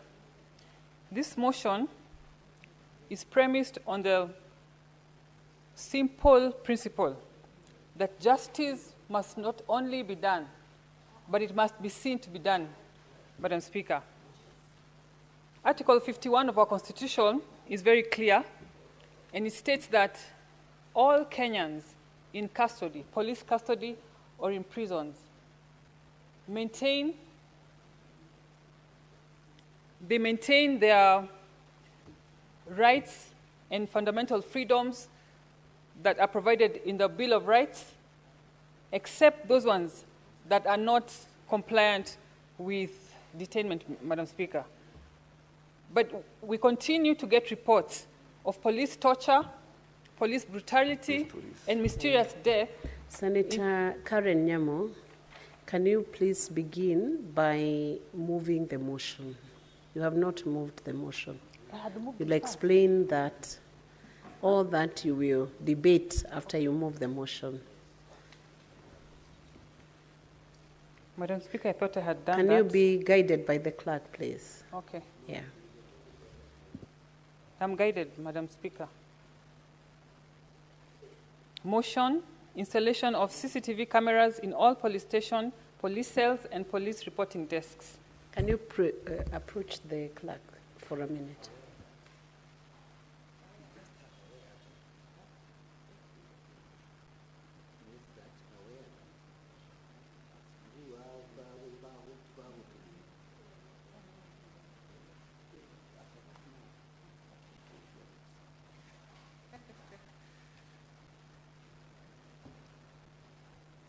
I am guided, Madam Speaker. Yes, proceed now. I beg to move the motion. Installation of CCTV cameras in all police stations, cells, and police reporting desks. Aware that Article 51 provides that a person who is detained, held in custody, or imprisoned under the law retains all the rights and fundamental freedoms in the Bill of Rights, except to the extent that any particular right or a fundamental freedom is clearly incompatible with the fact that the person is detained or held in custody or imprisoned. Further aware that the National Task Force on Improvement of the Terms and Conditions of Service and other reforms for the members of the National Police Service and Kenya Prison Service recommended adequate government funding for the National Police Service to modernize its facilities, equipment, and gear, and enhance its logistical and technological capabilities for National Police Service officers in order to enable the service discharge its mandate efficiently and effectively. Cognizant that the Bill of Rights provides for protection of human rights, prevention of abuse, and upholding the rule of law within the detention facilities and police stations, concerned that there has been increased reports of human rights violations, abuse, unexplained injuries, and deaths in custody, as well as security breaches and escapes from police cells across the country. Further concerned that, despite the recommendations by the Justice Maraga Task Force, little or no efforts have been made to ensure modernization of police cells by installation of closed-circuit television, CCTV cameras, and police reporting desks, thereby affecting public trust and accountability in what happens to persons in police custody. Now, therefore, the Senate resolves that the national government, through the Ministry of Interior and National Administration, installs functional, tamper-proof CCTV cameras in all police stations, police cells, and police reporting desks across the country. Ensure that all CCTV systems are monitored in real time and that footage is securely stored and made accessible during investigation and judicial processes, and provides that the necessary resources, technical support, and training to the law enforcement officers for the effective operation and maintenance of CCTV systems and continuous digitization of their current occurrence book platforms. Thank you, Madam Speaker.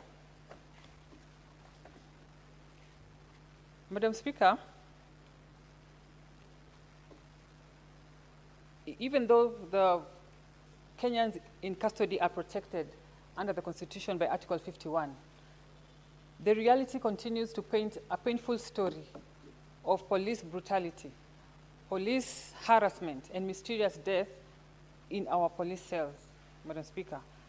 And I want to give an example of a case that was very publicized, a case that broke all our hearts, witnessing firsthand a family who to date does not know exactly what happened to Albert Ojwang in Central Police Station, Madam Speaker.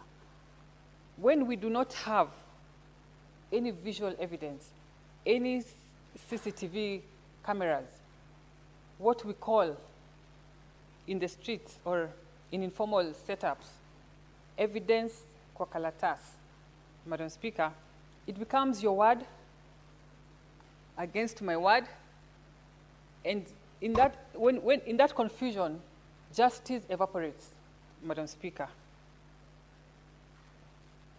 I want to paint a different picture where there's a case where there's the presence of CCTV footage. In the same incident, when speculations were flying high, we happened to lay our hands, or we saw in the media, a CCTV footage of what happened in Bagathi Hospital, Madam Speaker. And it is that footage that gave direction, even though not conclusively, because we still do not know exactly what happened at the police station, but it gave that matter direction, Madam Speaker. And I want to say this motion is not anti-National Police Service. It is not anti-police.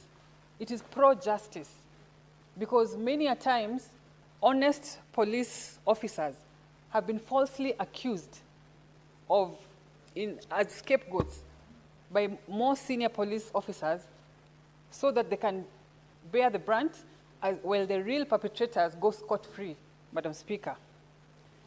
And that's why this motion protects neither it doesn't protect the one side only, the victim. It protects also the police officer in incidences where they cannot be accused falsely. Mr. Speaker, some people will argue that installation of CCTV is an expensive exercise. But, Madam Speaker, the national government spends millions in compensation where police officers are accused of police brutality, and a Kenyan goes to court and they are given a reward that the national government has to settle. The CCTVs will act as a preventive tool, and therefore saving the government a lot of money. As an implementation, we can face it bit by bit so that we start with the major police stations in the major towns, and we scale it until it goes to the whole country. We can utilize the budgets that already exist for security and for the digital budget, and we can also have PPPs, private-public partnerships, so that we ensure that all our police stations have cameras in them, Mr. Speaker. There is also concerns of the privacy concerns of having cameras in a police cell, Mr. Speaker. To that, I want to say, you're not putting cameras in the sensitive places, not in the bathrooms, in the common areas, on the corridors, in the cell, the holding area, and just at the reporting desk, Madam Speaker. There's also the issue of, or the fear that police officers are going to be able to tamper with this CCTV footage, especially when they are guilty, so that they don't get accused or charged, Mr. Speaker. And to that, I want to say, technology these days, the footage, the CCTV footage can be tamper-proof, time-stamped, and have all the security features that go with the latest technology, Madam Speaker. On the handling of CCTV, it will be handled by police bodies like IPOA, and any police officer accused of destroying a CCTV or tampering with any CCTV footage will be guilty of a criminal offense, Mr. Speaker.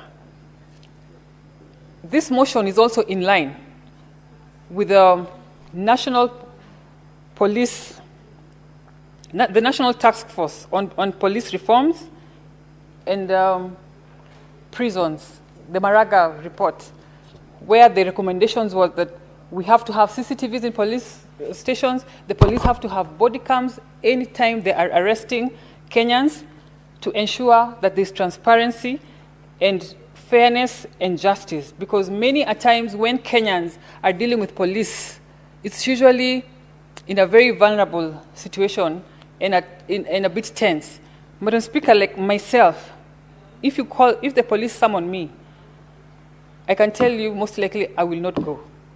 And not because I'm a senator, even before I was a senator. And there's a case in point where I had an issue with my business partner, and I did some forgery to a document, and the police summoned me. I was not a senator then, and I told them they better look for me and arrest me, but you cannot summon me and I come, because of the culture and the fear and apprehension of the kind of place a police station is.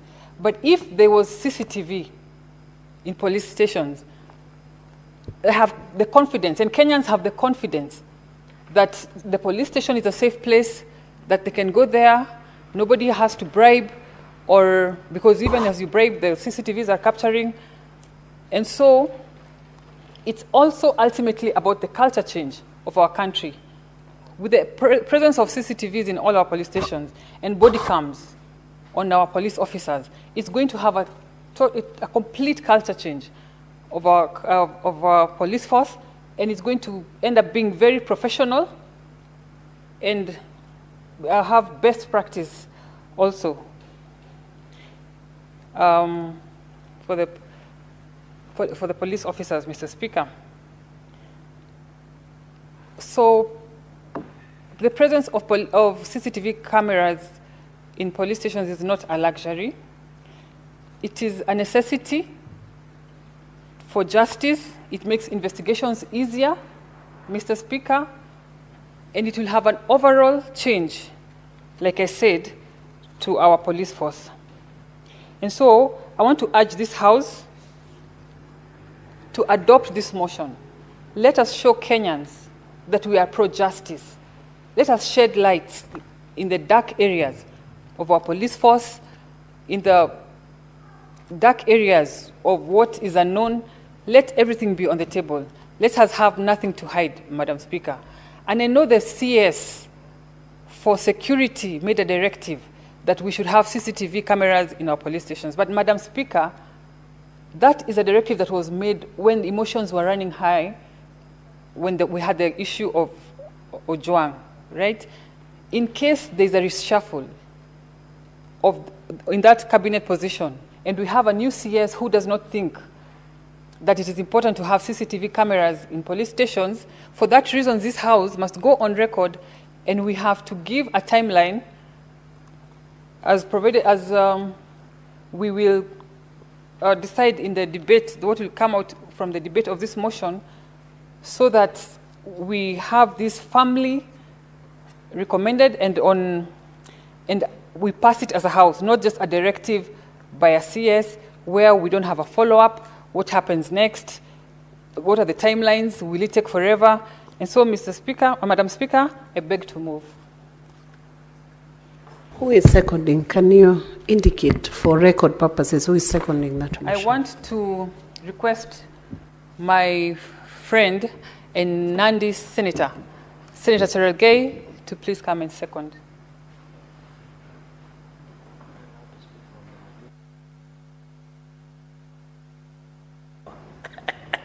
Thank you, Madam Speaker. From the onset, I want to commend Senator Karen Nyamu, popularly known in the streets of Nairobi as Karenzo, for moving this motion ably. I want to thank her, Madam Speaker, as I rise to second, that this is a very timely motion. So, Speaker, from the onset, this motion is not anti-police. What we want to create is to create what Article 244 of the Constitution 2010 was envisaging. Madam Speaker, you are aware one of the tenets of Article 244 of the Constitution of Kenya, the National Police Service, that is why we transform from National Police Force to National Police Service. One of the functions and objects of National Police Service, Madam Speaker, is professionalism. We want to make our police service professional. We want to make it transparent. We want to have it what we call international policing standards, Madam Speaker. That is of police, Madam Speaker. Kenyans sue police whenever, and I have heard the mover of the motion, Senator Karen, saying that even if she was to be invited or to be summoned by police, not likely to appear because there is that perception that the police are not friendly, that they are rough.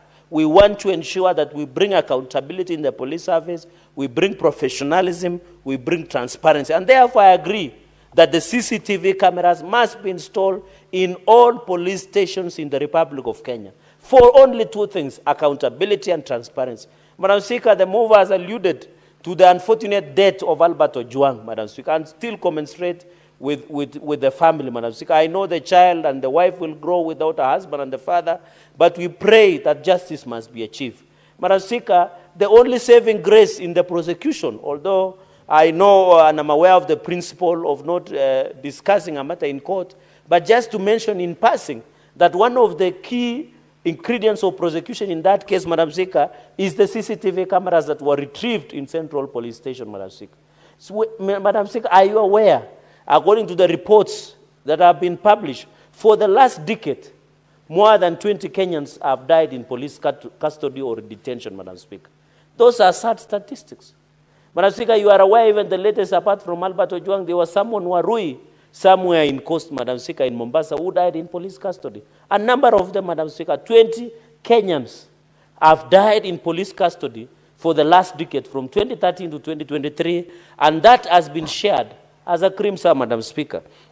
Therefore, the aspect of this installation of CCTV cameras in our police station is a good thing, Madam Speaker. We want to know. And even, Madam Speaker, we need to modernize and use technology, Madam Speaker. I know you are one of the learned senior and SG emeritus of UDA. You realize judges are still using shorthand, while the technology has advanced. We need also to ensure the occurrence book, the OB in our police stations, is also digitized. Madam Speaker, you know, in the case of Reg Masai, the reason the inspector in charge of Amori was arguing that the writing in the entry of the Amori was interfered with, because it is not digitized. So if we have to digitize police records using CCTV, using the occurrence book, using the Amori, Madam Speaker, it will be easy to track even the clock in and clock out of police officers. You remember there was a push and pull during investigations in the Albert Ojwang case, because at that point somebody was saying Deputy OCS was on duty, OCS was on duty. Madam Speaker, we need to use the police. We want a police that meets international standards of policing, as per the standards that have been put, Madam Speaker. And therefore, we want to say, Madam Speaker, having been, Madam Speaker, you are aware of my record in a number of, during the last session, I was a regular custodian, or I was a regular guest of the police, Madam Speaker.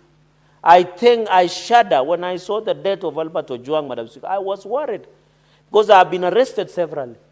I have been prosecuted severally, Madam Speaker, in the police station, not because I have touched any Kenya's resources, because of my love and undying support of the then Deputy President, who is the current President, Dr. William Ruto. I have slept in a number of these police stations.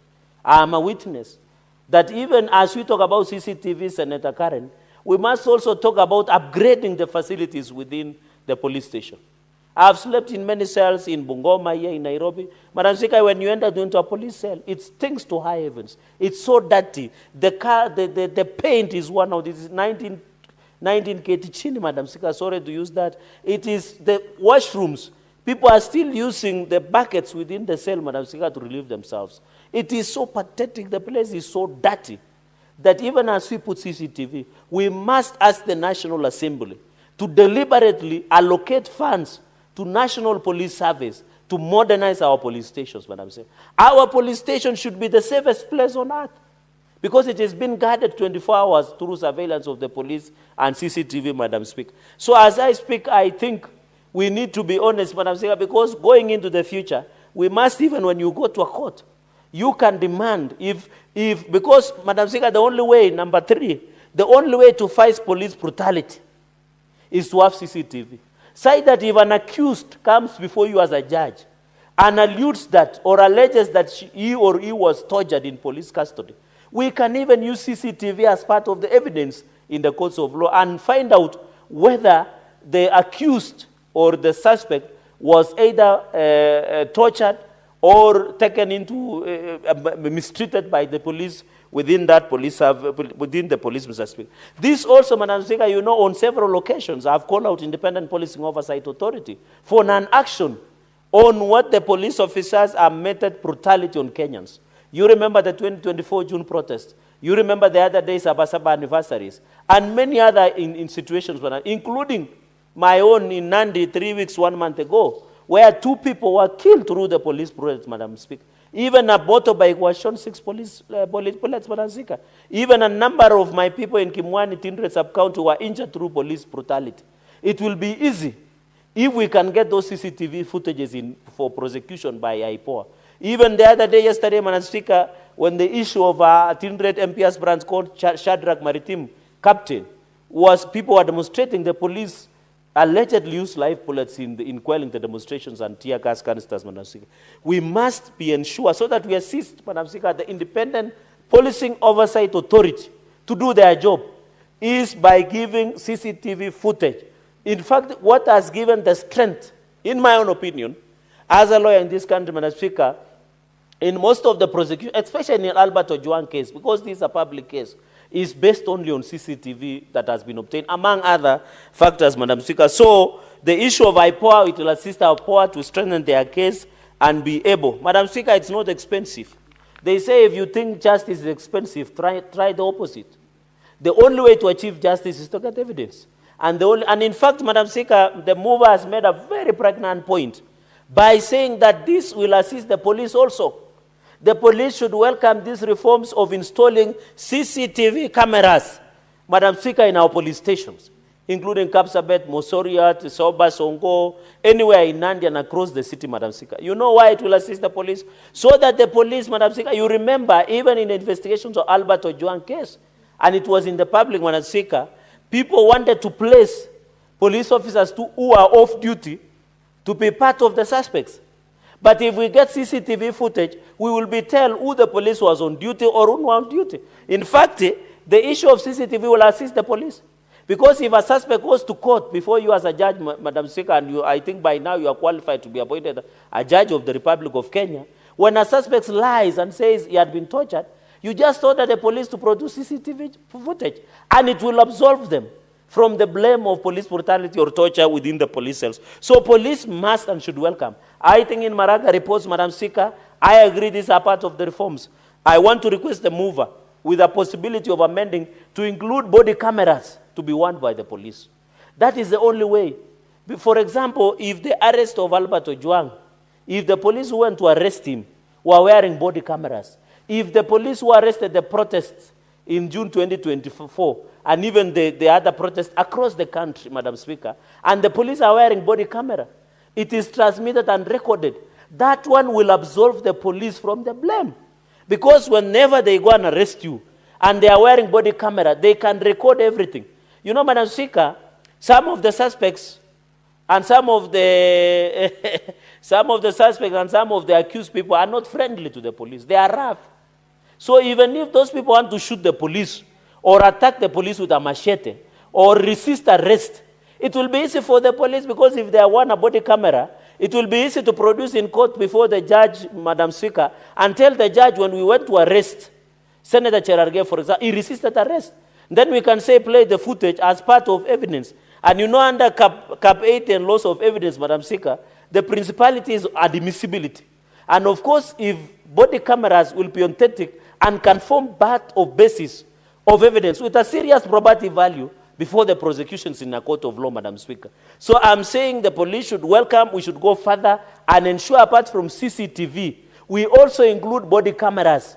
Police should wear body cameras before arresting suspects when they are quelling demonstrations for Madam Speaker, even another point, we must ensure the police vehicles are also fitted with dash cameras. The dash cameras so that they record when they come and arrest you. When there is evidence, Madam Speaker, they must have a dash camera that can record the events or being driven from one point to another, Madam Speaker. The fifth point I want to make, Madam Speaker, is on the Maraga report. On the issue, this one because I'll move fast so my colleagues can contribute, is we are aware, Madam Speaker. And I want to speak to our police officers that we are aware. Most of them suffer from mental breakdown because of overwhelming duty, Madam Speaker. Some of them suffer from harassment from their seniors, including sexual harassment. And I hope the gender desk within police station are noting that. Madam Speaker, some of them are being overwhelmed. Some of them are in far-flung areas, far from their families. You can find a police officer comes from Nandi, but he works in Wajir. You can imagine it will put a strain into the marriage of most of these police officers. There is mental anguish. There is issue of salary, Madam Speaker. There is issue of housing, Madam Speaker. You are aware, Madam Speaker, when I grew up in Mosoriat, in Chief's Camp, the APs, the administration police, They use this thin round like, I don't know whether it is in Muranga. And can you believe, Madam Speaker, under this thin round, you get there 2 or 3 police living, and they are using only a bed sheet to separate them. And one of the officers is single, another one is married, another one is maybe a drunkard. Madam Speaker, you are risking that family. Because when the married police officer could be on night duty patrol. The one single can patrol the wife of the one, Madam Speaker, that is on duty, which will bring strength. And that is why you have seen police killing themselves, Madam Speaker. This is a reality that we must speak to it. So I think the Maraga, and I want to appeal to President William Ruto, that even as we do affordable housing, I think also we must be deliberate to ensure that within the police stations, we must put in place affordable housing units so that the police can live with dignity, Madam Speaker. How can you expect a police to work when they are living in timber-like houses, in houses that they share? There is no privacy. How do you expect them to work? And that is why the frustration police have, they have to give it to somebody. And somebody is the ordinary one age. We need to be that, and that is issue of mental wellness. Number 3, Madam Speaker, is on the issue of salary. We must review the salary. How can we pay civil servants more than the police? Madam Speaker, the reason you sleep soundly in your house is because there is a police officer outside the house. The reason we work even at night, people calavant and perambulate within the city. The local, I know this is the age of your children, Madam Speaker, wanapiga sherehe, allow me to use that slang word, or they are on reverend within the city or our major cities. The reason you are moving freely is because of the sacrifice. It's because of the surety of the police who work day and night. Madam Speaker, even when we move outside this house, when it is rain, you find traffic police officers braving the rain, controlling the traffic, Madam Speaker. It is we must sacrifice something. So on the issue of salary, Madam Speaker, we must ensure the police, even allowances. I was told some police even are not reimbursed whenever they appear before the interviews, Madam Speaker.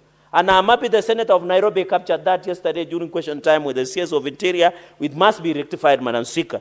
Madam Speaker, finally on the police insurance, on the health insurance, Madam Speaker, we must ensure they get proper insurance. And I hope the Social Health Authority are listening to the issue of SHA so that police can get medical care, Madam Speaker. We don't want the police, Madam Speaker, their lives are high risk. By the time they come home in the evening, it is by God's grace. Because the work they do is high risk, we should ensure that they get the best medical care. And they should have insurance that they can access the best hospitals in this country. Aga Khan, Nairobi Hospital, Kenyatta National Hospital, Mbagathi Hospital, top of the top. Even it means they need to be flown outside the country. They must and they should be flown outside the country, Madam Speaker, to ensure, Madam Speaker, to ensure they get best medical care, Madam Speaker. So to the police, we are saying let us make, as per Article 244, transparency, accountability. The only way we can do is embracing technology.